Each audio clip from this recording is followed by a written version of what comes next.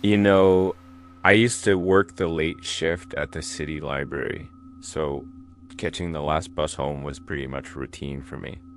The bus stop near the library, though, man, that place was sketchy. It's tucked away on a poorly lit side street, just one flickering yellow street lamp that cast more shadows than light. Especially in winter, it was deserted. People in the neighborhood used to whisper about that stop, talk of a friendly phantom who was a bit too friendly, or strange cars that would cruise by a little too often, seeming to target people waiting alone. I'm a guy, so I figured I was less of a target, and mostly I just shrugged it off. Until one particular night. It was a bitter cold Tuesday, wind howling like a banshee. The last bus, number 12, was notoriously unreliable, often late, sometimes a no-show. I'd been waiting for over 20 minutes, teeth chattering, when this guy just sort of materialized out of the gloom. He was middle-aged, maybe late 40s, dressed surprisingly neat for that time of night, collared shirt, slacks, carrying an old leather briefcase. He even managed a friendly-looking smile. "Evening, son. Waiting for the number 12 as well?"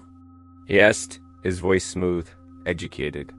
I nodded, relieved to see another soul, even if he did appear out of nowhere.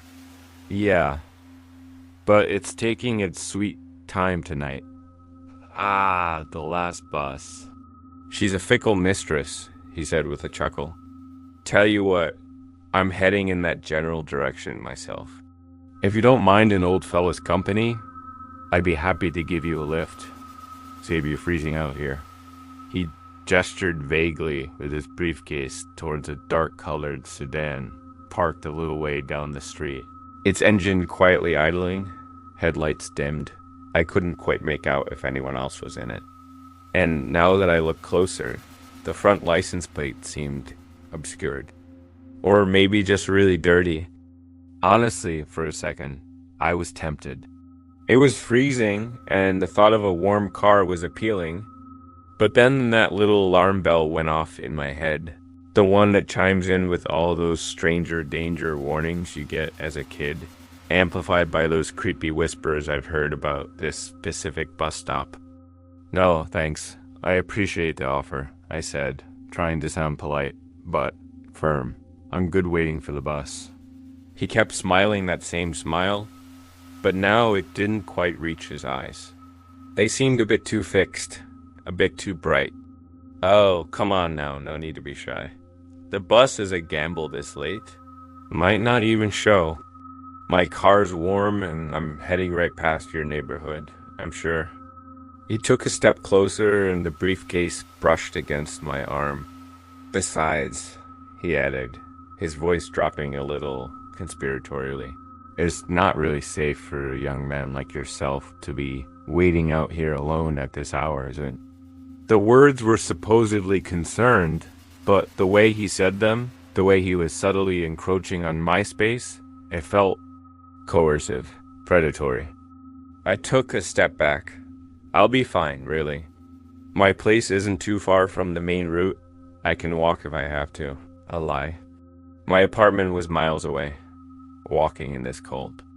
"Nonsense," he persisted, his voice losing some of its earlier smoothness, now with an edge of impatience. "Just hop in. I'm not going to charge you, if that's what you're worried about."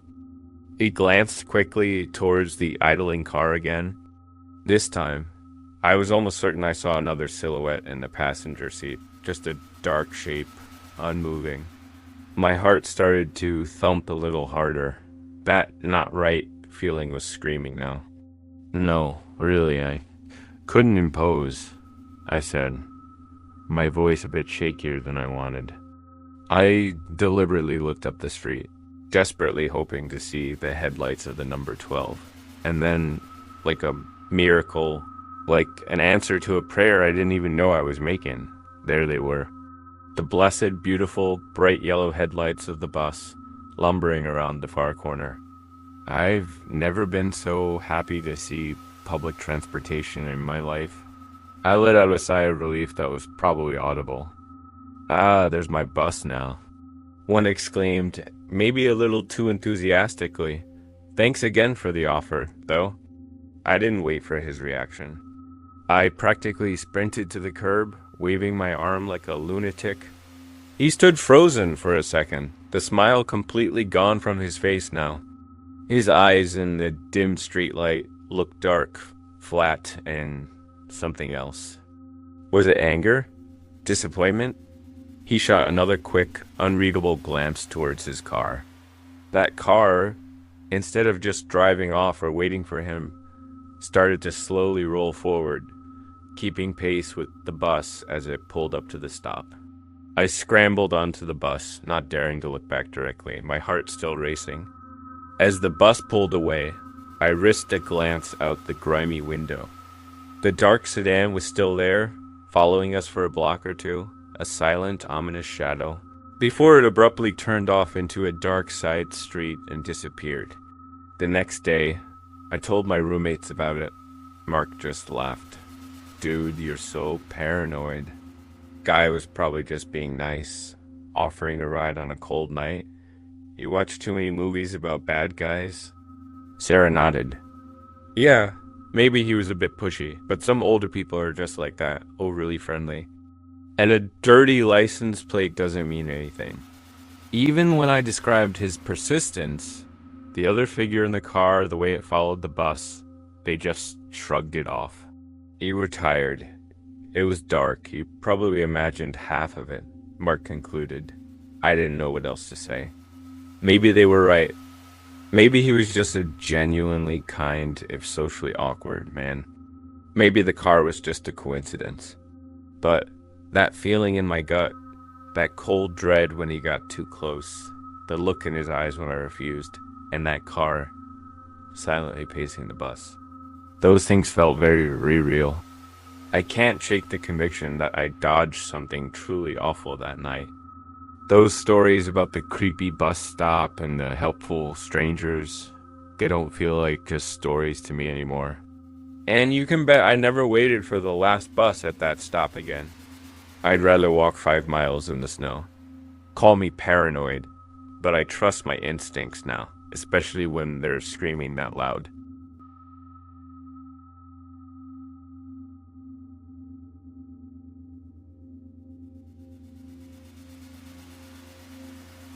I'm a night owl by nature. Always have been. So those late night cravings for snacks or a forgotten ingredient for a midnight project often send me out to the 24-hour convenience store. The Quick Stop. That's about a 10-minute walk from my apartment. It's in a reasonably busy area, even late at night, with a bar on one corner and a diner on the other, so I usually felt pretty safe. You hear the usual warnings, of course. Don't walk alone late at night. Be aware of your surroundings. Talk of muggings or creepy encounters in the darker side streets around there. And I always figured I was street smart enough. Aware enough. This one night, or rather, early morning, it was probably around 1:30 a.m. on a Wednesday, I ran out of coffee filters. A true emergency for a deadline I was on. I threw on a hoodie and headed to the Quick Stop. The store itself was brightly lit, a couple of other customers browsing, the usual bored-looking cashier. Nothing out of the ordinary. I bought my filters, a soda, and headed back out into the cool night air. I was about halfway home, on a stretch of sidewalk that ran alongside a small, darkened park, when I first got that prickling sensation on the back of my neck, the feeling of being watched. I glanced casually over my shoulder. There was a guy walking maybe 30, 40 feet behind me. He was just silhouette in a dim streetlight. Dark clothes, hood up, hands in his pockets. Could be anyone. Just someone else out for a late night walk, or heading home from the same store. I told myself not to be paranoid, but as I continued, I was acutely aware of his presence. His footsteps seemed to echo mine, maintaining that same distance. If I sped up slightly, his pace seemed to quicken too. If I slowed, he slowed. It was subtle, but it was there. My heart started to beat a little faster. Was he really following me, or was I just letting the late hour and the creepy park vibe get to me? I decided to test it. There was a cross street coming up. My apartment was to the right. I deliberately turned left, a longer route home, but one that would tell me if he was just coincidentally going in the same general direction. He turned left to hesitation. Okay, now I was officially creeped out. This wasn't a coincidence. My mind raced. What did he want? Was he planning to mug me? Attack me? The street was darker here. Fewer open businesses, more residential. I fumbled in my pocket for my phone, my keys clutched tightly in my other hand, ready to use them as a weapon if I had to. I thought about calling 911, but what would I say? There's a guy walking behind me and it feels weird. They'd laugh me off the line. I made another turn, then another, trying to shake him, trying to see if he'd give up, take a different path. Each time, a few moments later, I'd hear those steady, relentless footsteps behind me, or catch his shadowy figure turning the same corner in the distance. He wasn't getting closer, not yet, but he wasn't falling back either. He was a persistent, silent shadow. It felt like a game to him, a hunt. I was terrified, but I also knew I couldn't show it too much. Couldn't break into a full run yet unless he made a move. That might provoke him. I tried to look confident, like I knew where I was going, like I wasn't scared. My apartment building was now only a couple of blocks away, but it felt like miles. As I reached the corner of my street, I risked another quick glance.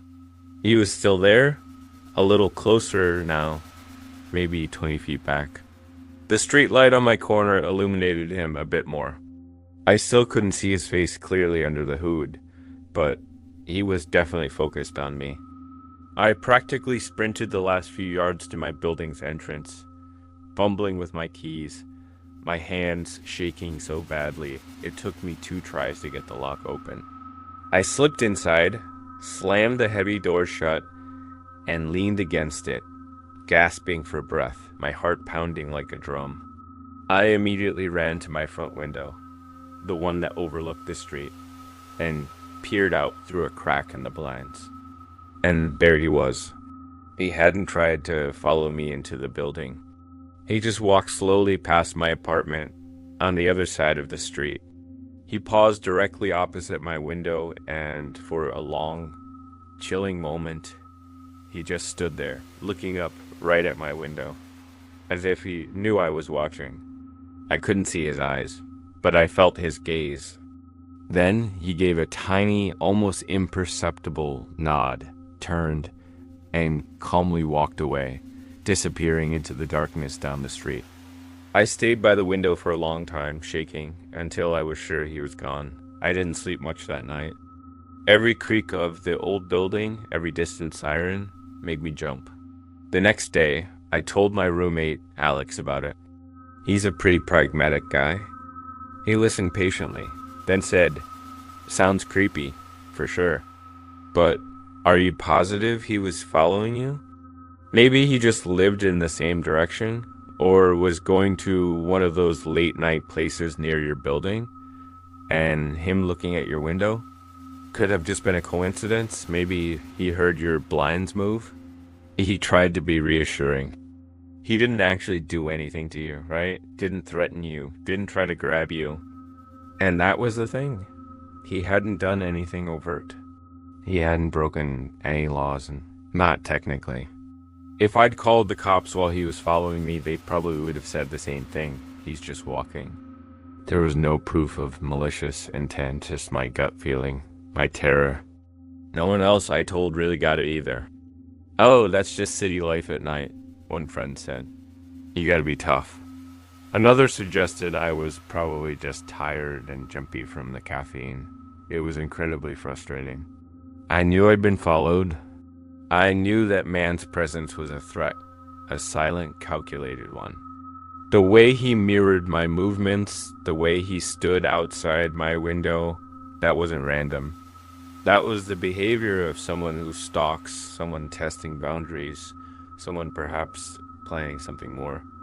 I reported it to the non-emergency police line, gave a description, but without a clear wrongdoing, there wasn't much they could do beyond increasing patrols in the area, which I doubted would make much difference.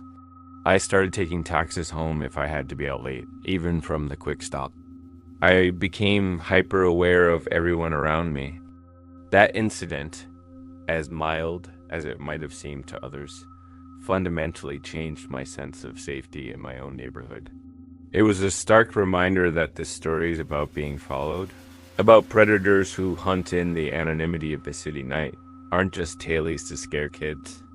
They're real. And the scariest part is when they're subtle enough, when they don't cross that final line into overt violence, no one believes you. You're left alone with your fear, and the chilling knowledge of what almost happened, and the constant nagging question, will they be back?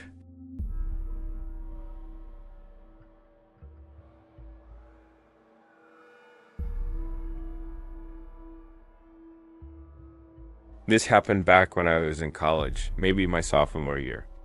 I was visiting a classmate, Maya, who lived in this ancient, crumbling apartment building deep in a winding alleyway in one of the older, sketchier parts of the city. Seriously, the place looked like it was straight out of a scary movie. Faded, peeling yellow stucco, narrow, dimly lit hallways that always smelled of dampness and something vaguely like old cabbage and a general air of neglect. People in the neighborhood had all sorts of stories about the Greystone Arms. Whispers of a cursed floor where tenants never stayed long. Or a specific apartment, number 313, that was supposedly a trap where strange people tried to lure unsuspecting visitors inside. You know, the kind of talk that goes around about old buildings. Maya lived on the 4th floor.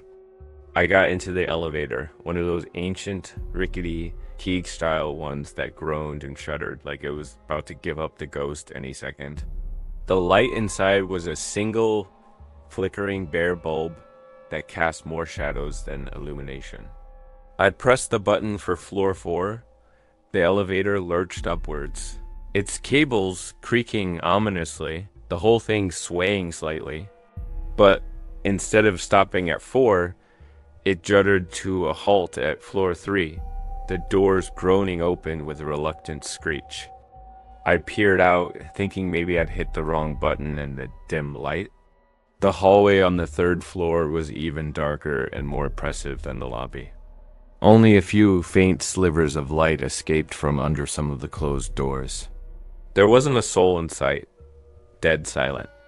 I felt a little shiver go down my spine, but I stepped out, figuring I'd just take the stairs up one flight to Maya's.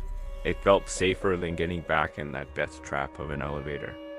I'd taken maybe 2 or 3 steps out of the elevator trying to get my bearings and locate the stairwell when a door down. The hall, a heavy dark wooden door to an apartment that looked completely unlit, slowly, silently creaked open a few inches. No sound from inside. Then 2 men stepped out. They looked ordinary enough, I guess. Middle-aged, maybe late 30s or early 40s, dressed in simple, unremarkable clothes, t-shirts, jeans. One was thin and wiry, the other a bit heavier with a blank, placid face. The weird thing was, they didn't seem surprised at all to see me, a stranger, standing in their hallway. No, can I help you? No, are you lost? Hello there, the thinner man said first, his voice soft, almost gentle, but with an odd, flat quality. You found us. You're right on time. I was completely taken aback. Excuse me, I think I got off on the wrong floor. I'm looking for my friend on the 4th floor. No mistake, dear, the heavier man said, his voice just as calm, just as unnervingly devoid of normal inflection. We've been expecting you? As he spoke, he took a slow, deliberate step towards me. The other man did the same, subtly angling to block my path to the elevator. They weren't overtly threatening, not yet, but there was something in their eyes, a cold, unwavering, almost predatory focus that made every alarm bell in my head start screaming. The way they stood, their quiet confidence, it was deeply unsettling. Expecting me? I stammered, my heart starting to pound against my ribs. I think there's been a misunderstanding. I don't know you. That story about apartment 313, the trapdoor apartment, suddenly flashed into my mind with horrifying clarity. The air in this third floor hallway felt thick, heavy, and that musty old cabbage smell seemed stronger here, almost cloying. Oh, but we know you, the thinner man said again, that soft, creepy smile never leaving his lips. He gestured with his head towards the still ajar door of their apartment behind them. It was pitch black inside, a void. Your friend is waiting in here too. Come on in. Don't be shy. We can all have a nice chat. My friend? Maya? How could that be? Her apartment was on the fourth floor, I was sure of it. Their words were completely illogical, yet delivered with such calm, chilling certainty. I felt a wave of pure cold fear wash over me. This wasn't a friendly mistake. This was a trap. I had to get out of there. Now. No, thank you. I really have to go, I said, my voice barely a whisper, trying to keep the panic out of it. My eyes darted quickly towards the elevator doors, praying they hadn't closed completely. Mercifully, they were still slightly ajar, a narrow sliver of hope. Oh, well, you can't leave yet, one of them said. And this time, the gentleness was gone from his voice, replaced by a hard, insistent edge. We have so much to discuss. They both took another deliberate step towards me, closing the distance. I didn't think, I just reacted. I spun on my heel and lunged for the elevator, a strangled sob escaping my lips. I heard them call out something behind me, a sharp command, and the sound of their footsteps quickening, pursuing me. I threw myself at the narrow gap in the elevator doors, squeezing through just as they were starting to close, frantically jabbing the door close button and the button for the ground floor over and over. My heart felt like it was going to explode. The doors, with agonizing slowness, began to slide shut. In the final, terrifying instant before they closed completely, sealing me in, I saw the two men. They were right there, at the elevator entrance, their faces pressed close to the gap, their expressions no longer calm or friendly, but dark, contorted with anger, their eyes burning into me with a cold, predatory light. The ancient elevator groaned and shuddered its way down. I was trembling so violently I could barely stand, leaning against the cold metal wall, gasping for breath. When it finally reached the ground floor, I didn't even wait for the doors to open fully. I forced them apart and ran out of the greystone arms as if the hounds of hell were at my heels, not stopping until I was several blocks away, back on a busy, well-lit street. Later, when I'd calmed down enough to call Maya, she was horrified by my story, but also confused. What are you talking about? My apartment is definitely on the fourth floor. And I don't know anyone on the third floor. Most of those apartments are empty or rented by really quiet old people. Are you sure you weren't just dreaming or got the wrong building? When I told my other friends, the ones I lived with, they had a similar reaction. Dude, you probably just hit the wrong button and freaked yourself out. Old apartment buildings are creepy. Those guys were probably just lonely and weird, mistook you for someone else. No one believed me. Not really. They all tried to rationalize it, to explain it away as a simple mistake, a product of my overactive imagination in a spooky setting. But I know what I experienced. The way they looked at me, the way they spoke, that chilling certainty in their voices when they said they were expecting me. I don't know who those men were, or what they wanted from me, or what would have happened if I had actually stepped into that dark, silent apartment. Maybe it was just a bizarre, terrifying misunderstanding, but maybe, just maybe, I had narrowly escaped something truly awful. Like something straight out of one of those dark stories people tell about places like that. And I also know that I will never, ever again set foot in the Greystone Arms, or any building that feels even remotely like it. That feeling of a trap closing around you, disguised by ordinary faces and soft voices, is a horror I wouldn't wish on anyone.